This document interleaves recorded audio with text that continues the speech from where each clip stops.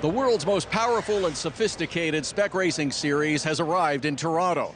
The grace and commanding drive of the Porsche GT3 911 takes center stage in Canada's largest city.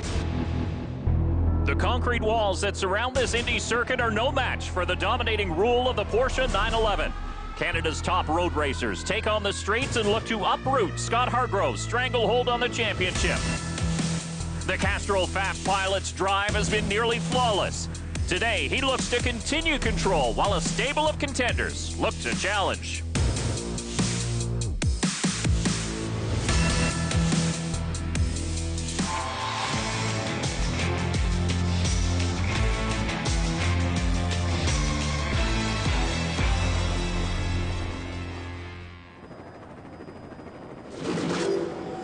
Welcome to the 7th race of the 2017 Ultra 94 Porsche GT3 Cup Challenge Canada, presented by Yokohama. We're in Toronto for a midsummer stop of Canada's premier road racing series for Porsche 911s. I'm Dave Bradley, along with 2016 series champion Daniel Morad. Todd Lewis will be trackside for us this afternoon, and Toronto's the 4th stop on the 2017 schedule. Joining us for this round is a newcomer, Gianmarco Raimondo, in a Gold Class 911.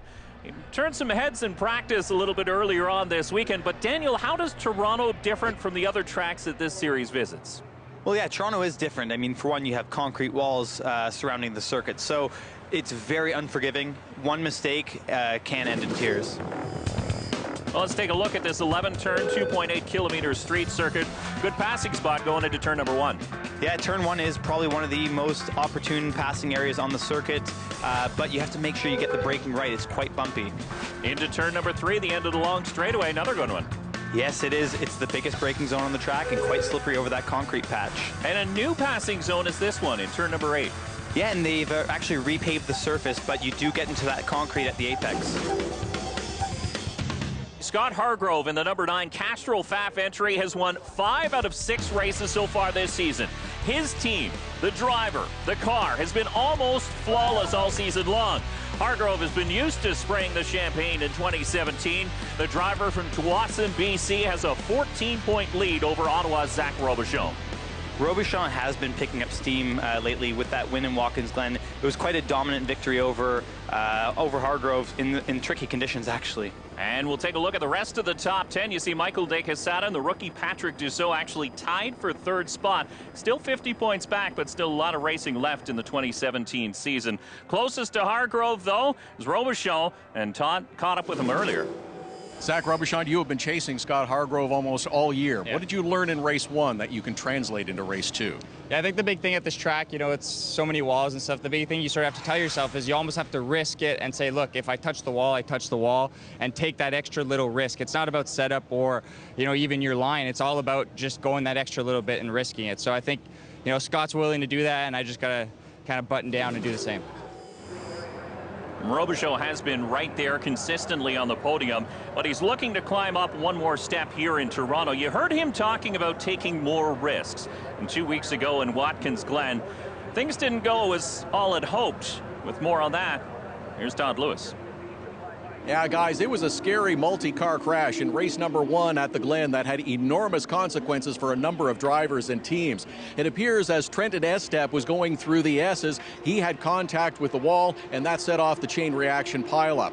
Ore Fidani suffered minor injuries, but his car was a write-off. He hopes to return to Trois-Rivières.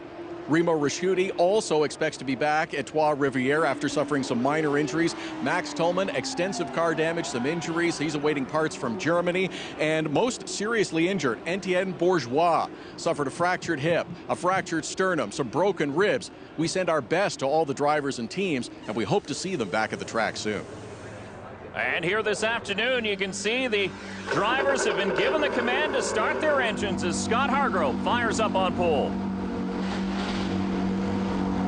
Love the sound of these flat 6s coming to life on the front straightaway. They're rumbling, just begging to be driven fast.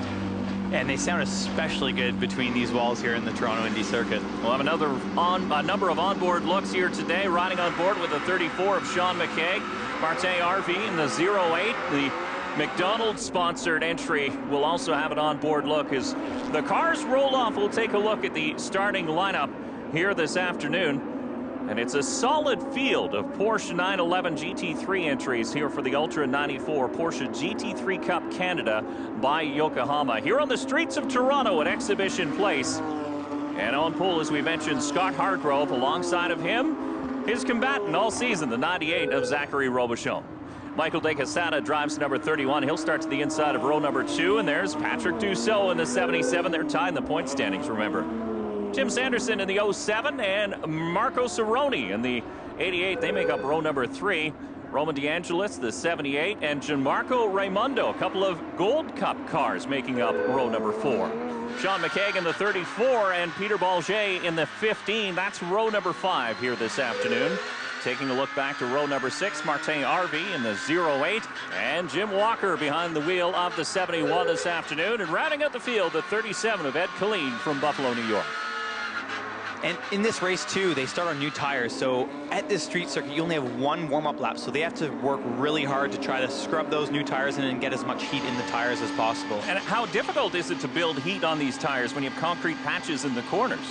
Well, I mean, that's it. You have concrete patch, very, very low adhesion circuit. So right now you can see them weaving back and forth, trying to brake and accelerate, trying to drive as much energy in those Yokohama tires. One thing it does is makes for an exciting race for the fans, as those Yokohama tires will stick the best in the first few laps, and that's where the cars will be the tightest. They bunch up now through the final turns, looking for the green flag off of turn number 11. Scott Hargrove is on the outside of turn number 11. He'll be on the inside of turn number 1. Zachary Robichon is there.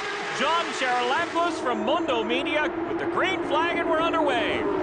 You can see De Quesada already down the inside of Robichon. Good move. Let's see if he can make it stick. It is rough in turn number 1. Robichon trying to hang on the outside, but it looks like De Quesada will have position out of 2 and down the backstretch. Robichon already weaving. He's trying to warm up those tires, also trying to break the draft down Lakeshore. That's a huge straightaway down Lakeshore Boulevard into the braking zone of turn number 3. You see Cerrone to the inside. Patrick Dussault challenging him in the number 77. You can see these cars are wiggling around. They're struggling for heat in these tires. You saw Hargrove weaving down the straight. Really smart bit of driving there, trying to get as much heat in these Yokohama tires as possible to open up the gap early on. Quick ride on board the downtown Porsche 07 of Tim Sanderson, and look at how far Hargrove has been able to open up a gap now on the Porsche Center Oakville number 31 of Michael De Quesada. You heard Robichon early on. He mentioned Hargrove is taking all the risks here, and you can see that in this first lap. He's pushing the car to its limits. You can see the Gold Cup car by the yellow headlights as you saw Roman DeAngelis take a look as we ride on board with the 98 Mark Motors entry of Zachary Robichon.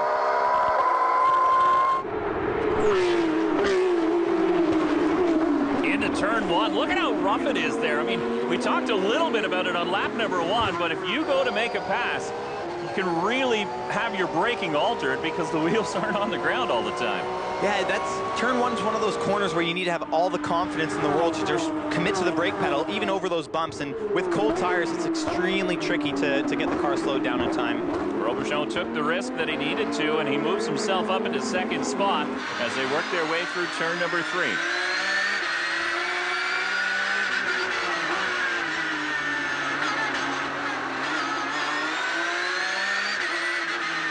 You can just see how slippery it is out there. I mean, Tim is just working that wheel. Tim Sanderson for downtown Porsche. He's struggling, and you can see also Robichon weaving and wobbling into the brake zone of turn 8.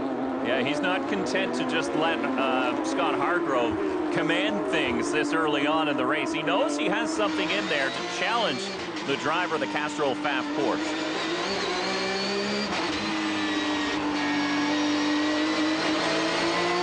Youngster Roman DeAngelis, he too fighting the steering wheel. And again, the paddle shifter, so you never have to take your hands off the wheel. That's a good thing when you're wrestling a car on the streets of Toronto. Yeah, especially on the streets of Toronto. You could just see how bumpy it was. I mean, turn 11 is one of the bumpiest sections on the circuit. They actually, last year, changed the configuration of the pit lane, so they moved it from one side of the track to the other now because of the construction of the hotel into turn 1. So it's really narrow, really bumpy, really challenging. And there you see Patrick Dussault taking a look underneath the 88 of Marco Cerrone. Can't quite make it stick. Full take another look at the original start here. It went to a land rush pretty quickly. You see Robichon way up on the outside, and there's Michael de Quesada tucked in behind Hargrove, doing exactly what he needed to do. Yeah, you know, Robichon looked like he fell asleep a little bit on the start there, and de Quesada capitalized on that opportunity.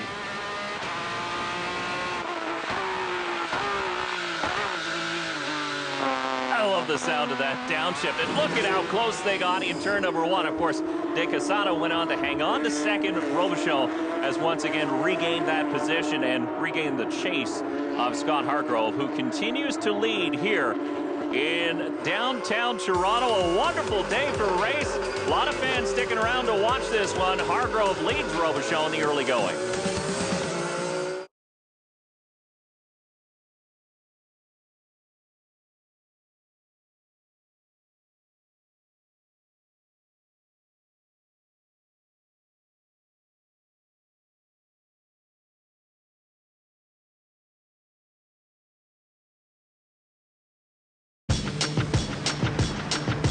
The 7th race of the 2017 Ultra 94 Porsche GT3 Cup Challenge Canada by Yokohama and TSN is brought to you by Porsche.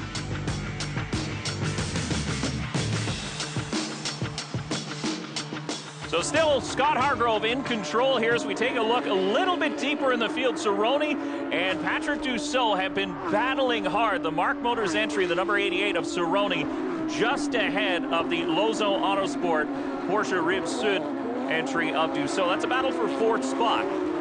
And for Dussault, he came off a 3rd place, a podium effort in race number 6 here on the streets of Toronto, so his confidence is at an all-time high. Yeah, you can see Dussault is really trying hard to get by Cerrone here. I mean, it's very tricky. Like we mentioned, turn 1 and into turn 3 at the end of Lakeshore Boulevard. Those are the 2 opportunities that he's going to have to overtake Marco Cerrone here. See the 78 of Roman DeAngelis. He's holding on 7th spot, battling with Tim Sanderson. But here goes Raimondo looking to the inside of the 34 of Sean McKay. A Gold Cup car versus a Platinum Cup car, and there is a little bit of a horsepower difference. There is. There's about a 25 horsepower difference between the 2 cars. So you could really see that come into play there with Sean McKay accelerating around the outside of Raimondo. 4th spot changing hands. The Porsche Lozo number 77 of Patrick Dussault taking it over ahead of the Masters entry of Marco Cerrone.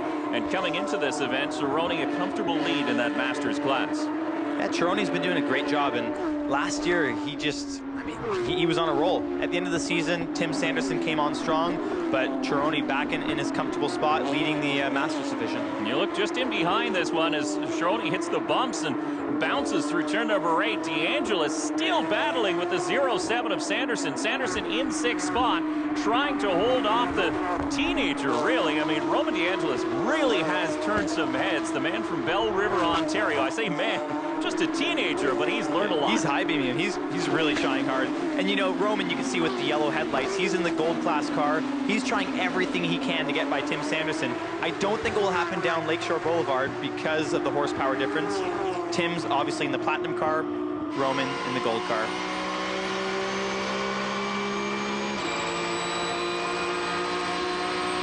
That's riding on board Roman DeAngelis. And how much is Tim Sanderson looking in his rearview mirror down that straightaway? I think quite a bit. He just locked up going into turn 3, so he has his eyes full. His mirrors are full right now of the young teenager. But Sanderson, as you mentioned, has been doing this a long time. He's in the Masters class. He doesn't get frazzled very easily. No, Tim has a lot of experience. Last year, Tim was my teammate. So I've gotten to work with him side by side. I know, I mean, how strong he is mentally. I don't know if this will phase him. Right now, he's doing a great job staying ahead of Roman. And he's from nearby Pickering, Ontario, not too far outside of Toronto, so he'll have a lot of family and friends in the crowd. He'll want to put on a good show for them. There is your race leader, though, Scott Hargrove. You can see the lead, about a 2.5 seconds now over Zachary Robichon. Michael de Quesada having a great showing. Sitting in 3rd spot, Patrick Dussault, again solidly inside the top 5. And rounding out the Fast 5 so far, Marco Cerrone in the number 88. Yeah, Robichon had a rough opening lap, but once he got by de Quesada again, he's really set his eyes on Hargrove. So he's definitely putting on a charge now, and he has Hargrove within his sights. These cars fly down the back straight or Lakeshore Boulevard here at the street circuit at Exhibition Place. The big tailwind It's huge. You can also adjust the wing angle. That's predetermined before you go into the race, so there's a certain level of adjustment. So you can also see a little bit of a change between different cars. Some cars might have a higher top speed, but more grip in the middle of the high-speed corners. And we've seen from the onboard shots, too, these cars equipped with a splitter on the front. Same deal? Yeah, the splitter is actually fixed. You can't adjust the height. So that's actually checked in the technical inspection after the race and before. So you can see Roman just ducking down the inside.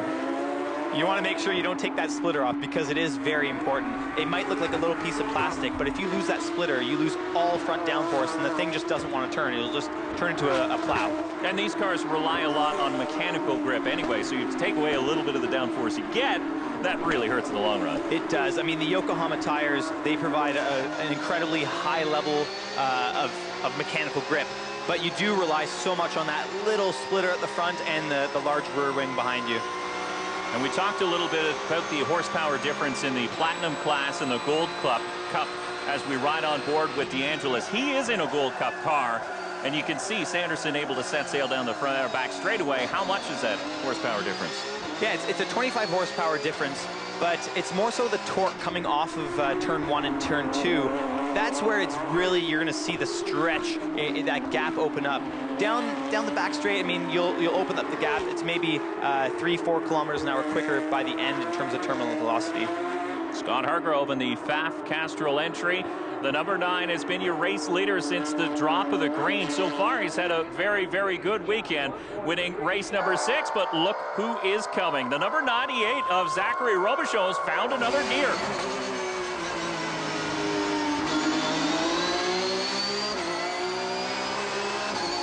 Robichaux is reeling him in, and at this point, I mean, Hargrove is a veteran in this series and many others. You see him adjusting his seatbelts there. Is he rattled looking in his mirror and seeing Robichaux that close? Well, Hargrove just turned his fastest lap of the race, but he is still 2/10 slower than Robichaux. And what happens is when you feel that pressure, you start tightening those belts down. It's go time. Robichaux, the focus on his eyes. And he's focused right on the back bumper of that number 9. He smells the exhaust. He smells it now. He's getting close. Still that battle there between Sanderson and DeAngelis. A Platinum Cup for Sanderson, a Gold Cup for DeAngelis, but they're so very, very close here on the street circuit at Exhibition Place in downtown Toronto. But the whole group still chasing the number 9 of Scott Hargrove.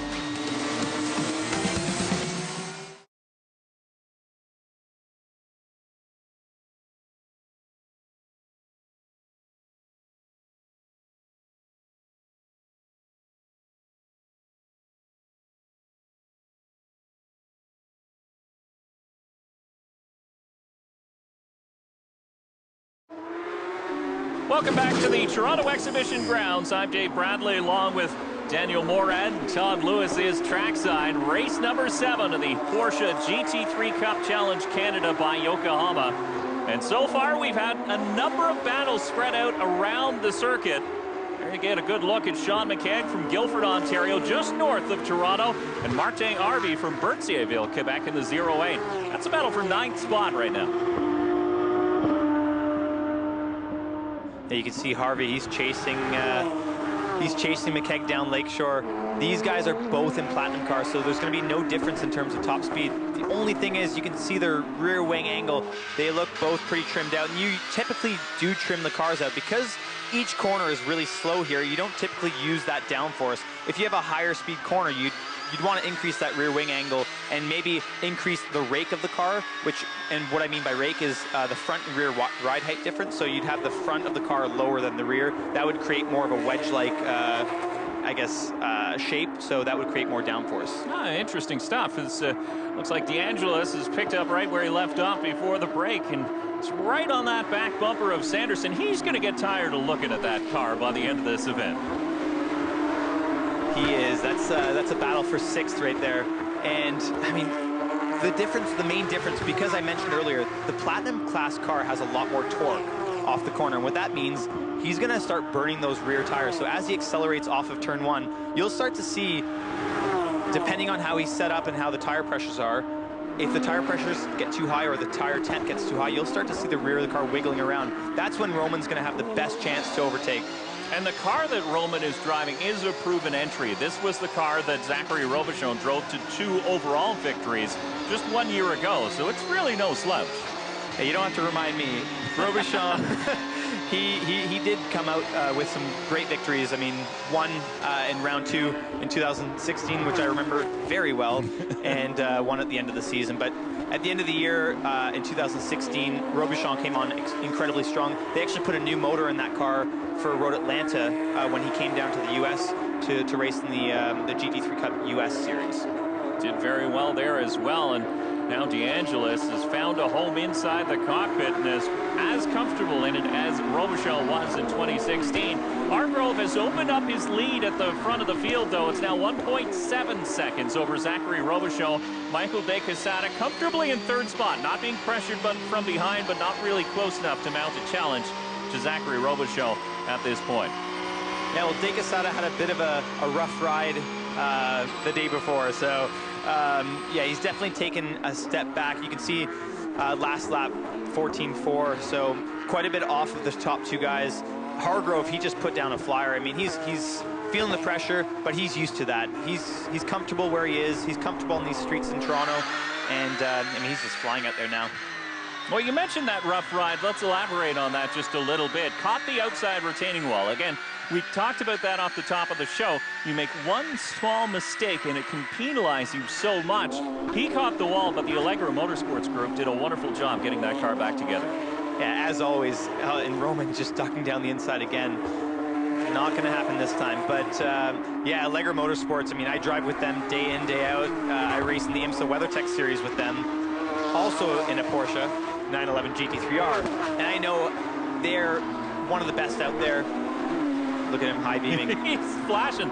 He thinks he's on the 401 right now, going through Toronto, trying to get inside the head of Tim Sanderson, giving him the high beams down the front straightaway, but so far it's not really having the impact he wants it to. Yeah, his mom made some dinner. He's late to get home for that soup, so he's in a hurry. Tim's in his way right now.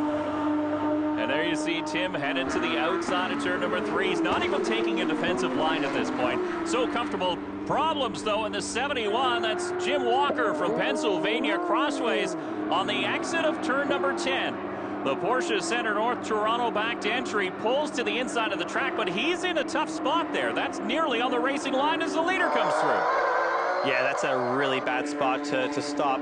That's just around the exit of turn 10. It's a blind corner off cambered, so it's pretty tricky with some bumps thrown in there just to add some flavor. Michael De Quesada just misses.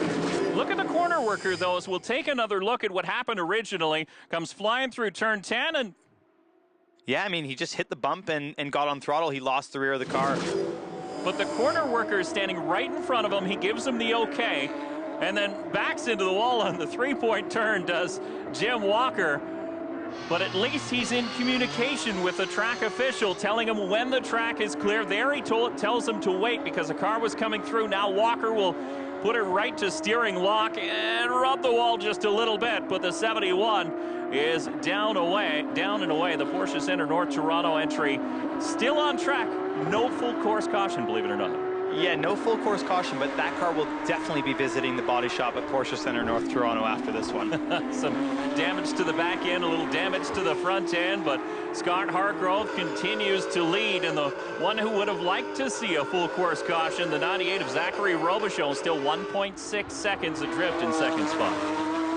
Yeah, the gap seemed to open up a little bit. Robichon was on a bit of a tear earlier on in the race. He reeled that gap in around 1 second, so Hargrove is doing a great job now. You can see their lap times are just matching each other lap per lap. This has to be one of the most entertaining battles on the track right now. You've got Tim Sanderson in the Platinum class, you've got the Gold class car of DeAngelis, and now he'll finally make it stick. Turn 11, that's for 6th spot. Give it to the youngster, Roman DeAngelis. That's a great move. It's a tough spot. When you're watching from this point of view, it looks a lot wider than when you're actually in the cockpit of that car. It's incredibly tight on the exit. And his best spot on the track was through 9, 10, and 11. That's where he was gaining the most ground. But I don't know if you saw from that last shot, just in the rearview mirror now, the 07 is Gianmarco Raimondo, who actually finished ahead of DeAngelis in the Saturday event here, but now he's chasing these two as well. So Sanderson now tucked in behind the 78 of DeAngelis, and he has some fans in his corner. Good folks from downtown Porsche watching. We'll return here on TSN.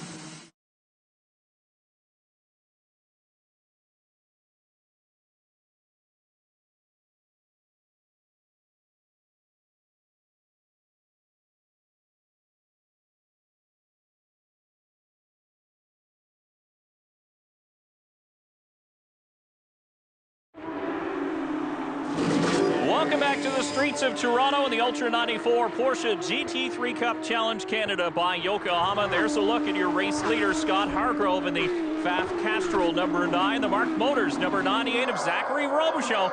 This is about as close as he's been all race long. Just over a second adrift in second spot.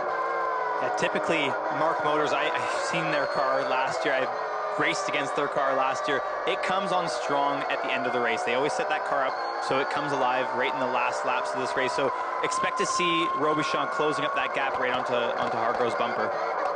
You can see in the visor obviously up on Zachary Robichon. It's a hot day here in Toronto today.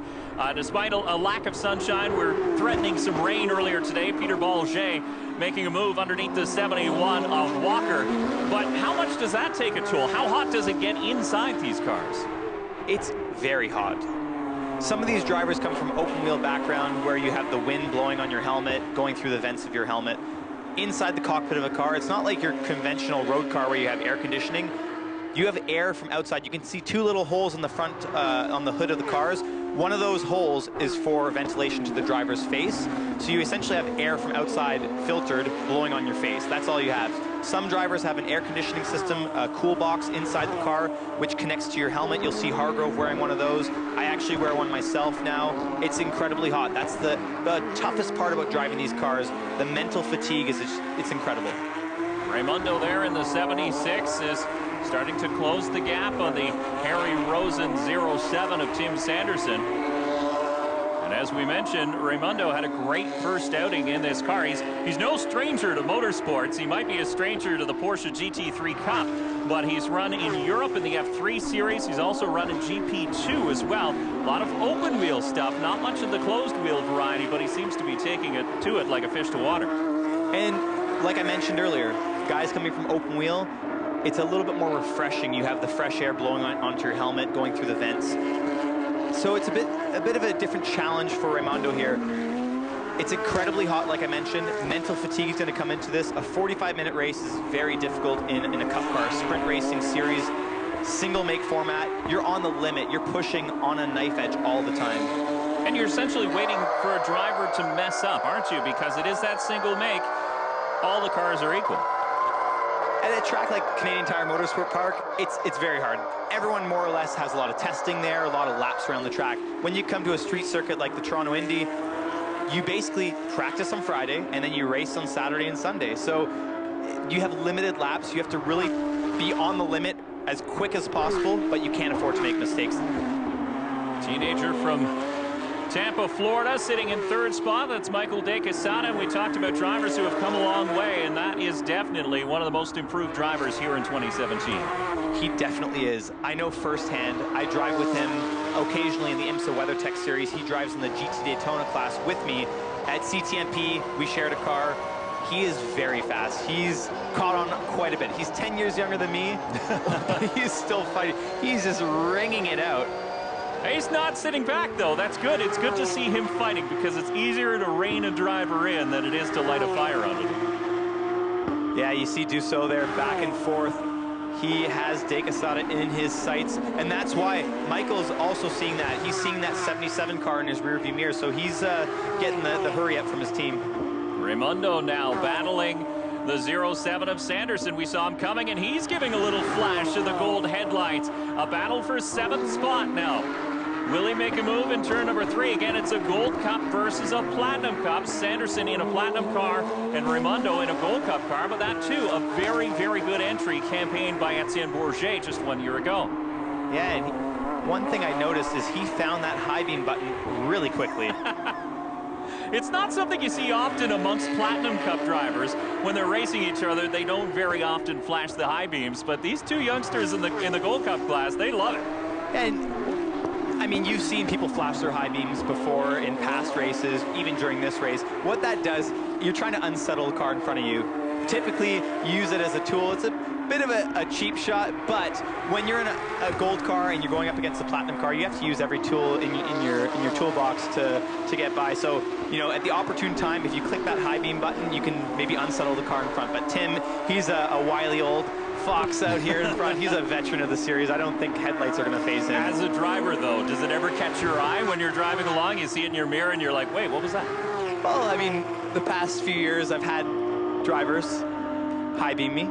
I just typically turn my rear view mirror up a little bit and focus on the road ahead. I mean, if you hit your marks, it's like I said, a single make series. If the team set the car up well for you, you hit your marks, don't make any mistakes, you really shouldn't be in any danger. But yeah, typically for me, I just try to keep my eyes on the track ahead of me. Always be mindful of the car behind, but I mean, headlights, they can't hurt you. As we ride on board Sanderson, he's still trying to hold off Gianmarco Raimondo, but still Hargrove is out in front.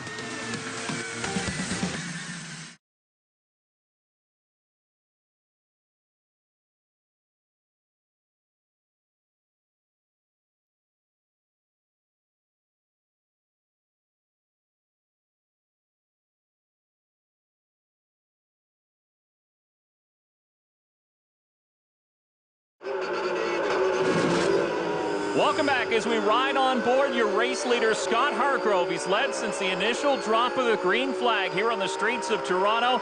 Focused at work as he looks to put a lap on the 08 of Martin Harvey, who's currently in 10th spot. That's how dominant the number 9 car has been. Yeah, Hargrove, he is very, very comfortable here. There's no cutting it any other way.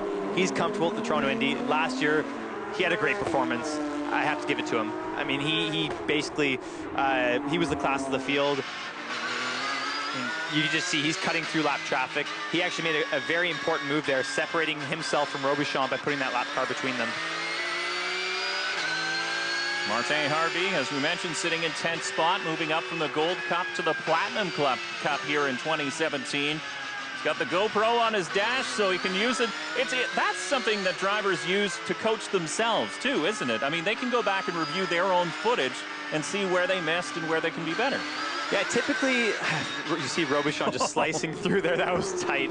But typically, you mount that GoPro on the roll bar so you can see some of your driving inputs with the steering wheel and your feet, so you can see the pedals a little bit. But up on the dash, that's more so just, you know, you can see what's happening during the race. Typically, I always mount it behind so I can see what's going on. I like to see the broad view of what's happening in the cockpit. Well, Raimondo is seeing a lot of that back bumper, the 07. The Harry Rosen backed entry of Tim Sanderson. That sounded like a rev limiter. Yeah, you can see them. They're buzzing off the rev limiter. Battle for 7th spot, Raimondo. This is where DeAngelis was a little bit better than Sanderson in through 8, 9, 10. And we head for turn 11. You can see Raimondo aggressive. He got a bit loose there on the entry to turn number 9. He's pushing, though. Licking his lips in the number 76 as he chases the 07 of Sanderson. And again, here's where you mentioned tires could come into play. The extra torque, the extra horsepower on the Platinum car, Tim Sanderson may have chewed those Yokohama tires just a little bit more than the Gold Cup car of Raimondo. Yeah, you can see he's flashing his headlights. I mean, he sniffs it. He knows it's there. But just before you saw Raimondo, he was actually getting loose. So tire management actually plays a big part in these races. They're 45 minutes, but it's an aggressive tire compound from Yokohama. They're incredibly fast, high mechanical grip, but on the other hand, they're very soft tires, so they're meant to last 45 minutes. They're not like your road tire where they're supposed to last you a summer or 2 summers. These are supposed to last 45 minutes, and that's it. And we're 2/3 of the way through this race. Just 14 minutes left to go in this 45-minute timed race. A good look at the number 78 Mark Motors entry of Roman DeAngelis, sitting in 6th spot.